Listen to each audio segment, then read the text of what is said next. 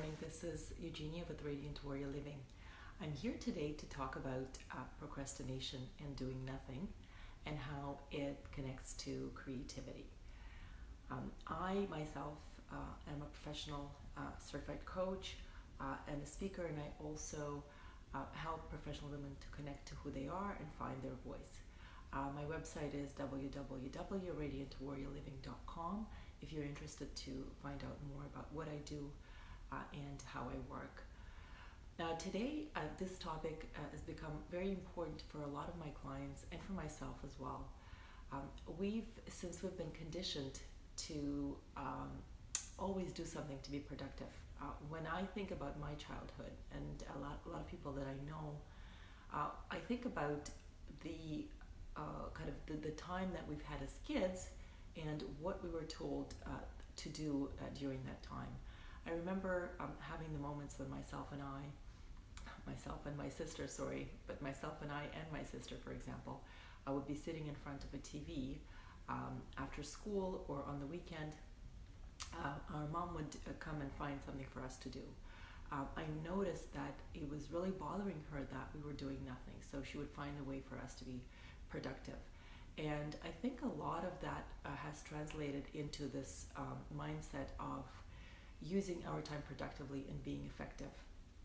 And a lot of us don't give ourselves the time and the space to use that time to be doing nothing. I find that the mind kicks in and says, you're not being productive, so you have to get up and do something, or you cannot sort of leave that space for yourself to do nothing because you're being this, you're being that. So that inner critic kicks in and stops that time.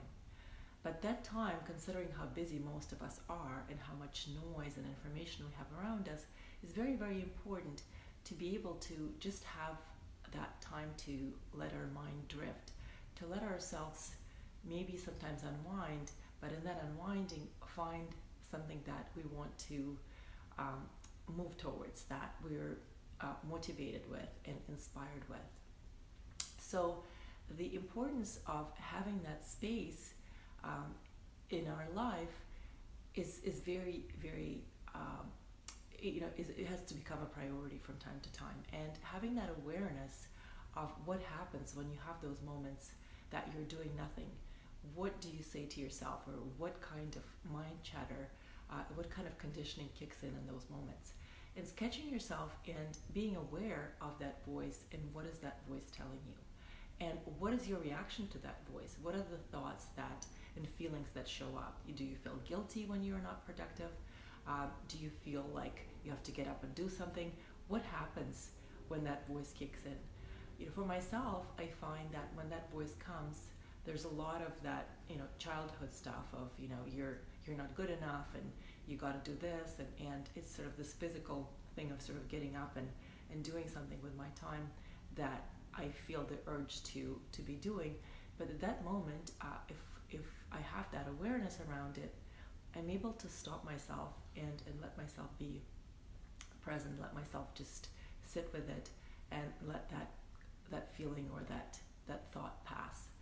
And what I find happens if you allow that space is that you can drift towards something that you want to do, or thinking about things that are inspiring and motivational. Sometimes procrastinating actually can be very valuable for, or doing nothing can be very valuable for your creativity, for actually finding and connecting back to your passions. A lot of us have been connected to something when we were kids, and sometimes our life becomes not just busy, but filled with other things, responsibilities as we get older, and we forget what are we passionate about. And we forget that we've had hobbies and we've had things that we've enjoyed. I find when I speak to people, sometimes they can't even remember what is it that they enjoy doing for fun, what is it that they enjoy doing that their mind is not telling them to do, but they feel that their heart and soul is connected to. So when you do that, it happens that your mind just sort of shuts off, and your soul and your heart kind of become more take up that space. And that space is what you need to connect to your passions and to your hobbies. So one of the things that is very helpful to get to that space is maybe finding those moments, especially on weekends, and giving yourself that time to be present and to see where your attention goes to.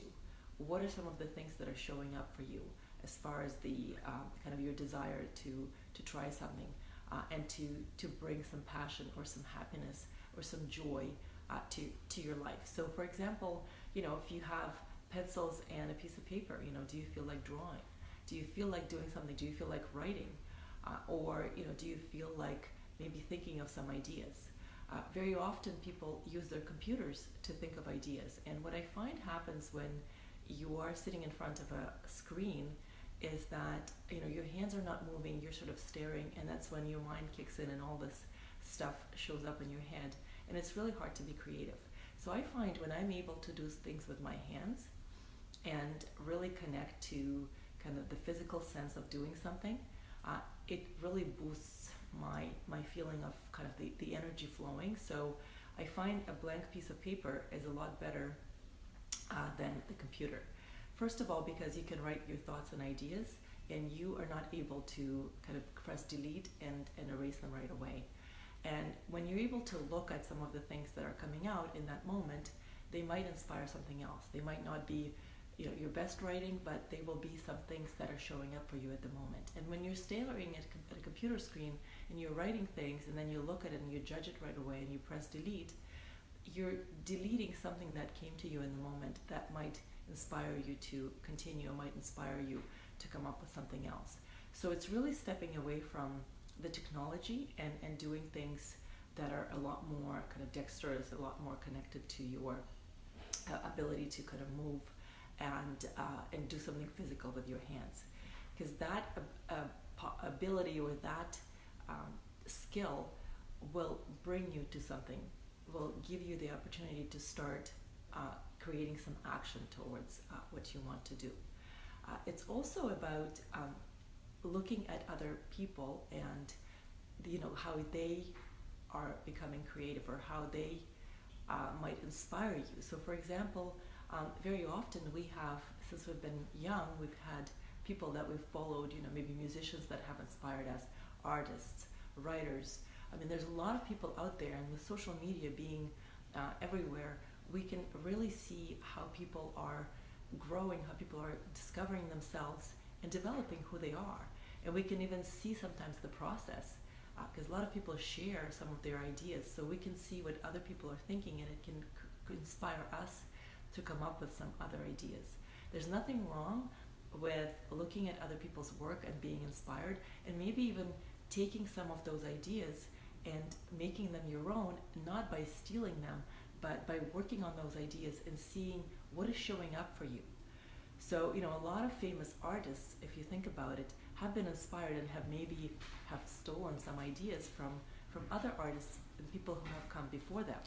Without having that inspiration and having that example in front of us, a lot of people, need that motivation. Most of us do. And if you think of people like, the famous group Beatles or, famous writers, they've all had somebody in their life who has inspired them and who has created sort of that motivation and that inspiration for them. So my suggestion is, if you're thinking of kind of what makes me inspired, what creates that feeling for me, it's about being able to look at, since you were young, what are some of the favorite people who you've had in your life, or who you've been watching and following, who have inspired you and have given you that feeling of joy, of freedom, and motivation or inspiration. And maybe creating sort of a list of those people and kind of going back and seeing from a place where you are in today, what about that art or about that creation inspired you and brought you joy. And it might bring you to a place where you were before, where maybe your freedom or your sense of who you were was a little more a little more important or a little more prevalent in your life, and you've paid more attention, and also seeing how much you've changed. And you might not be inspired by that music or by that art, but you can see kind of where you've been and see what else is showing up for you and finding that inspiration. So, a lot of the art, a lot of the creativity, when it comes from the mind, it doesn't have that life to it. So being able to connect to things that inspire and create that feeling for you is very, very important. So it's maybe going to see somebody else's art, going to see how other people create and what they bring into the world, or even going on social media and researching different subjects that you're interested in and seeing what other people do with that. That will definitely bring the sense of new ideas, but also a sense of inspiration. A lot of people today have the ability to be in social media and to bring their work out and to have their own followers. They don't have to be super famous to get out there. Anybody can do it today. So there's plenty of information and plenty of examples of people who have taken what they love or their side projects, their hobbies, and have turned it into something much bigger, or have connected to their biggest passion and have been able to share it with others. It's really about kind of being sometimes inspired and wondering at something and sharing that with the world that can start something creative for you. So if you've been thinking about writing something, you can start a blog and write about things that inspire you and share some ideas, share what you've seen out there, some of other people's work that inspires you and creates that feeling of joy and brings some new ideas to you, and other people will appreciate it. People who you've maybe quoted or who you've been following, and it's not about plagiarizing, but it's actually letting that feeling and letting those people, letting their ideas inspire you to bring yourself to a place of doing something creative and doing something that you've wanted to do.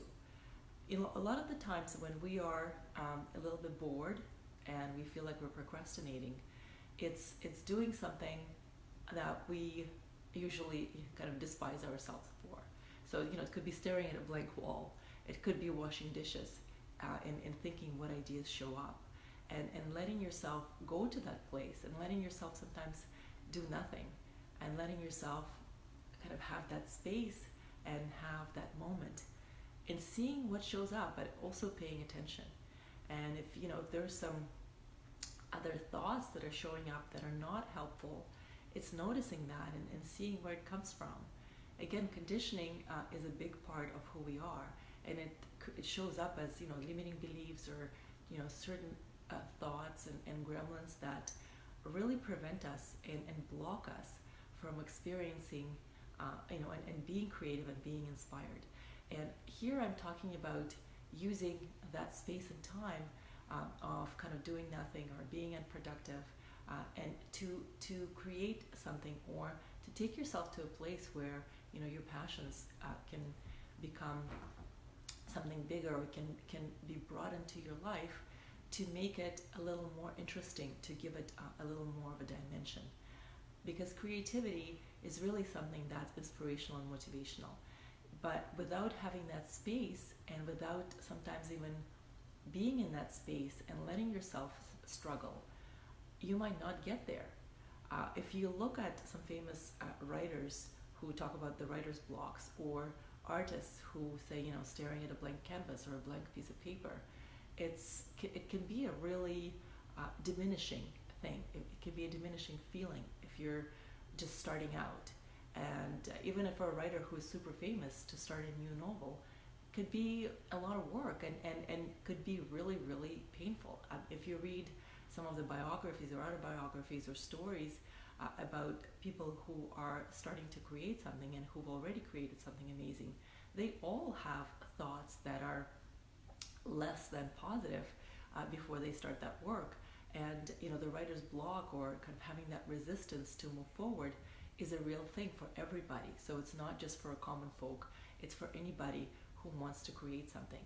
And that feeling is actually something that's necessary, because if you care about what you're going to create, if you really care about something and you're passionate about it, you will of course experience fear. It's a natural thing.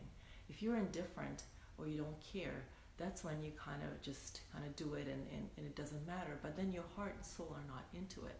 So understanding that resistance and certain blocks are normal to experience when you're starting and setting out to do something creative, and doing something that you've been thinking about, and letting your soul and heart go flow into it, and just starting to do that work, and not waiting for yourself to be ready. Or if you wanted to learn something and to kind of learn to do something that might get you there, and learn to do something new, there's always that place where you'll feel like a novice. You'll feel like you don't know what you're doing. But in the end of the day, just being able to start will get you to a place of creativity, and the place of flowing with that passion and seeing what comes. A lot of people have different things that they're passionate about, and sometimes people say, well, choose one. I think that you can stick to all of them. Really, it's just finding the time to be creative, and giving that time to all of these different hobbies and passions.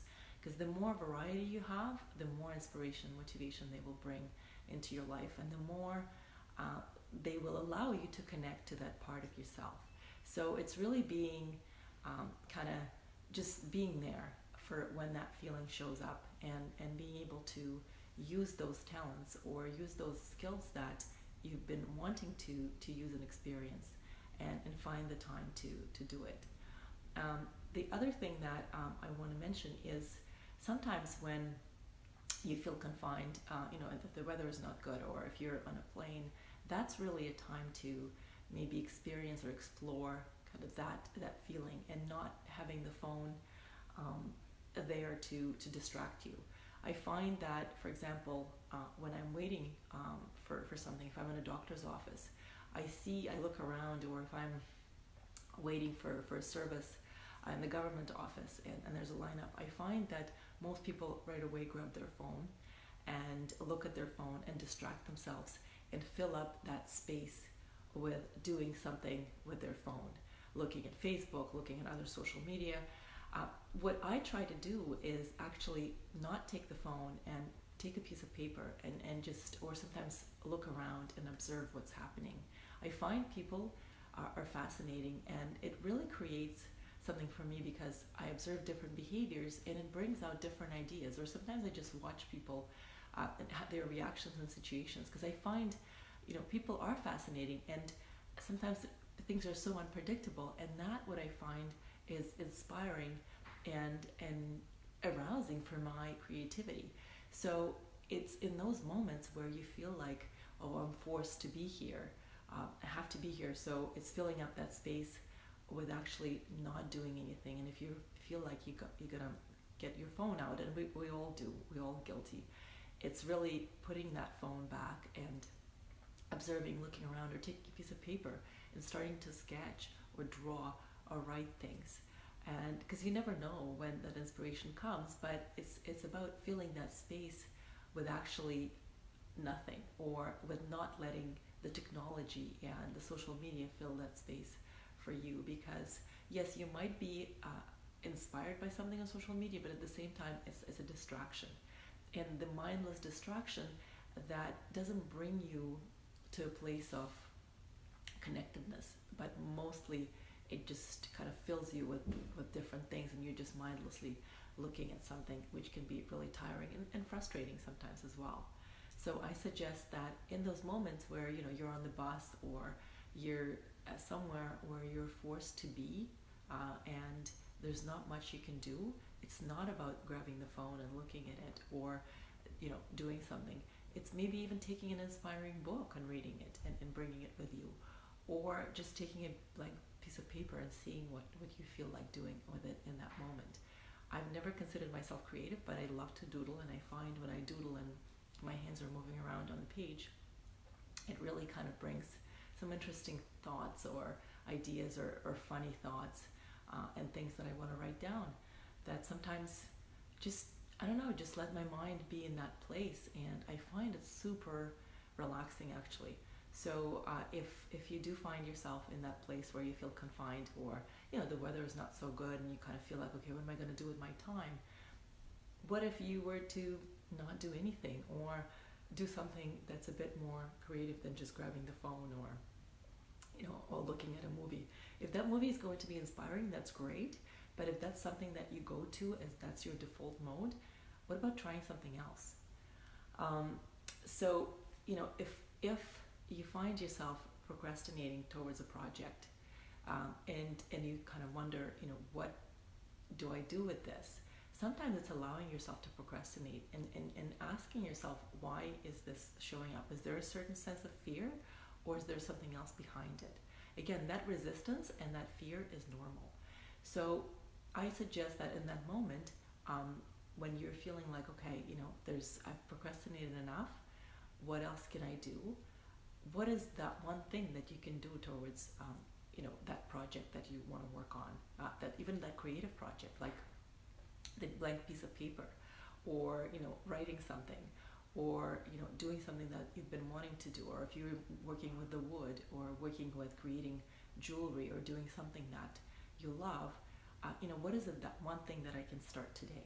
If you look at professional artists or professional people who are in the creative field, they all know, and that one thing that really separates them from the amateurs is having the consistency in their work and showing up every day to do a little bit.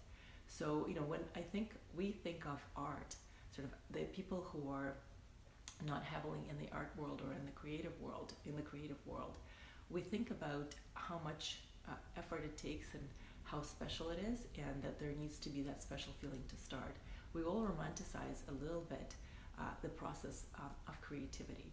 And yes, there is that element of something unknown, but there's also that effort that goes in, day out.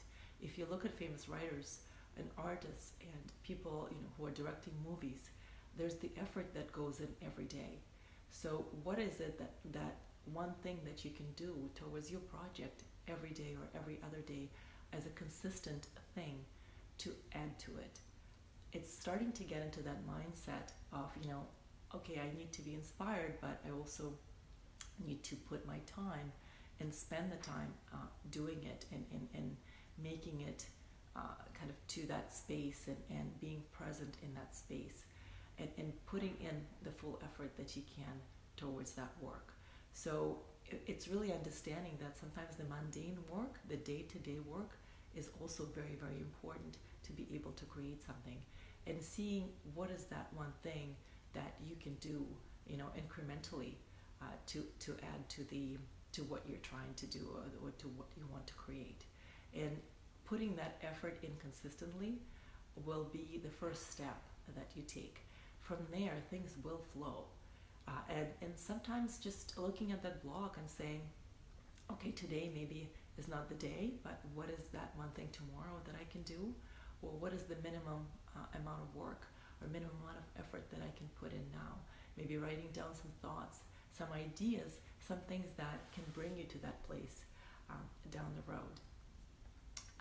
And the other thing, before I close off, is allowing yourself that space, and finding people who are in the field or in the area that you're interested in, finding the inspiration and connecting to those people, and seeing kind of how they get to that place, as well as just sometimes sharing your ideas without having to be fully sort of in the developed stage of that project or of the product that you're working on, as your passion or as your hobby, and just sharing some of that work, and sharing how you've come to it, and what inspires you about it. People will find you, but even putting yourself out there with your ideas is the first step to start.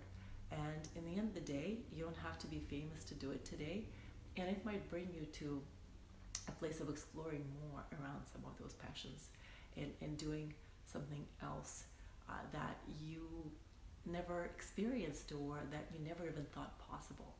So all of those things are important in that process. And I find that when we stop labeling ourselves as kind of not creative, or I am this, I'm that, because I'm unproductive, or I'm not doing anything with my time. It's really going kind of within, and understanding what are some of the things that are showing up for me that I've been passionate about. There's one of the expression that I've heard recently is that when you have that space, and where your heart takes you in that space of kind of having that time of doing nothing, what about that space and that time that you feel like moving towards? It's those moments that will help you understand what you're passionate about. If you're completely kind of not sure where you should go and which direction and what you should explore, because things like creating certain artistic pursuits, or even doing something creative, it does take the effort, and it does take some exploration. So I suggest you start exploring and googling some information, and going in that direction before you proceed. And even think about what are some of the things in your childhood that you've been inspired to create, or that you've gravitated towards, and looking at some of those famous people who have inspired you, and looking at other people's ideas, and creating that space, and using those moments of doing nothing to kind of move towards something that will inspire you and bring you to a place of creativity and joy, and creating something that you've always wanted to create, or that you feel inspired to create in the moment.